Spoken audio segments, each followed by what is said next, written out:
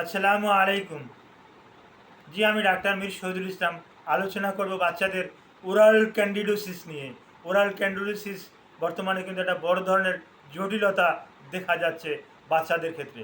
তার কতগুলো কারণও আছে। বর্তমানে হাইজিন মেনটেন্যান্সটা করা হয় না। বিশেষ করে মা যারা বাচ্চাদেরকে দুগ্ধপান করাচ্ছেন তারা কিন্তু এই গরমে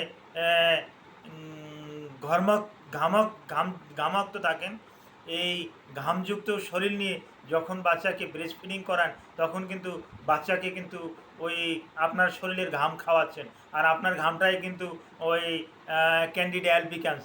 হ্যাঁ, আপনার ঘামের ভিতরে কিন্তু ফাঙ্গাস আছে। হ্যাঁ, এই ক্যান্ডিডা অ্যালবিকান্সই কিন্তু ওরাল ক্যান্ডিডিয়াসিস কিন্তু হয়ে থাকে। তো ওরাল ক্যান্ডিডিয়াসিস বাচ্চাদের যে হচ্ছে ওটা খাচ্ছে, হ্যাঁ, যার পরিপ্রেক্ষিতে কিন্তু বাচ্চাদের এটা হচ্ছে। লক্ষণ কি? হ্যাঁ, লক্ষণ এই যে জিব্বাটা ফ্যাকাশে ফ্যাকাশে ভাব, পুরো ওরালটা ফ্যাকাশে ফ্যাকাশে ভাব। ছোট বাচ্চা 6 মাস 7 মাস বয়স, আপনি তার মুখের কাছে নাক নিয়ে গেলেও একটা গন্ধ পাবেন, একটা বিশ্রী একটা গন্ধ আসবে বাচ্চার মুখ থেকে।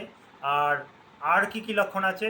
আর একটা লক্ষণ আছে, বাচ্চা ওই পায়খানা করবে, পায়খানাটা সবুজ সবুজ ভাব হবে। এই যে আমার গায়ের যে জামাটার যে কালারটা, এই রকমের কালারের বাচ্চা পায়খানা করবে।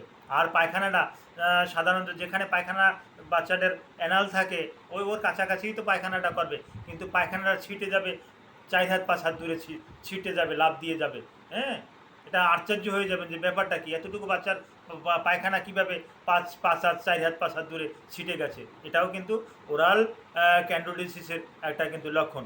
অনেক সময় ডাক্তারদের কাছে নিয়ে যাওয়া হয়, ভুলবশত ডাক্তাররা, হ্যাঁ, লোকাল ডাক্তাররা বা ওই ফার্মাসিস্ট, হ্যাঁ, বা ওই আরও যারা আছেন তারা, গ্রাম্য ডক্টর যারা আছেন তারা কিন্তু রুগীদেরকে ওই অ্যান্টি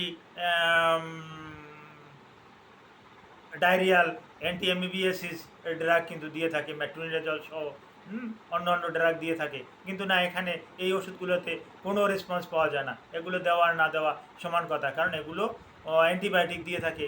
এগুলো কিন্তু ওরাল ক্যান্ডিডিয়াসিসের জন্য প্রযোজ্য না। ওখানে হ্যাঁ, বাচ্চাকে যে ওষুধ দেবে সেটা আমি বলে দেবো। এরকমের পায়খানাটা 4 হাত 5 হাত দূরে ছিটে যায়, এই একটা লক্ষণ। তো এর থেকে পরিত্রাণ পাওয়ার উপায়, বাচ্চাটাকে পরিষ্কার পরিচ্ছন্ন খাওয়াতে হবে। আর একটা সাদা একটা গজ নিতে হবে, হাতে একটা গজ নিয়ে, হ্যাঁ, বাজারে কিনতে পাওয়া যায়, হ্যাঁ, নিস্টেটিন নিস্টেটিন সলিউশন, নিস্টেটিন ওরাল সলিউশন। এই নিস্টেটিন ওরাল সলিউশন ওটাকে বাচ্চার মুখে দিতে হবে, বাচ্চা খেয়েও ফেলবে। এবং হাতে একটা স্টেলাইজ গজ নিয়ে জিহ্বাটাকে একটু ঘর্ষণ করবেন। ঘর্ষণ মার্জন করলে অনেকটা উপকারে আসবে। এভাবে 3-4 দিন করলে এটা পুরোপুরি ভালো ভালো হয়ে যায়। আর বাচ্চার আর কি লক্ষণ থাকতে পারে? হ্যাঁ, এই পায়খানার কারণে বাচ্চা পেটে বেদনা করতে পারে, বাচ্চার লাগতে পারে, এমনকি বাচ্চা মুখটা ফুলে যেতে পারে, জিহ্বা ফুলে যেতে পারে, যার পরিপ্রেক্ষিতে ওই বাচ্চা কিন্তু পরবর্তীতে ওই মায়ের বুকের দুধও কিন্তু স্বাভাবিকভাবে খেতে পারতেছে না। হ্যাঁ, এরকমের কিন্তু লক্ষণ নিয়ে কিন্তু আমাদের কাছে ওই রুগীরা কিন্তু এসে থাকেন। তো আমরা কিন্তু চেক করে দেখার পর, বিশেষ করে টাং ডিপারচার নামে আমাদের একটা যন্ত্র আছে, এটা দিয়ে টাংটাকে একটু করলেই আমরা বুঝতে পারি যে ওটা ক্যান্ডিডা অ্যালবিকান্স নামে জীবাণু দিয়া ওরাল ক্যান্ডিডিয়াসিস হয়েছে। তো তাকে আমরা অ্যান্টিফাঙ্গাল কোনো একটা ড্রাগ দিয়ে থাকি, যেটা ওই বাচ্চাদের জন্য সহনশীল। এরকম একটা ড্রাগ দিয়ে বাচ্চাটাকে কিন্তু সম্পূর্ণরূপে একেবারে নিরাময় করে করা কিন্তু সম্ভব।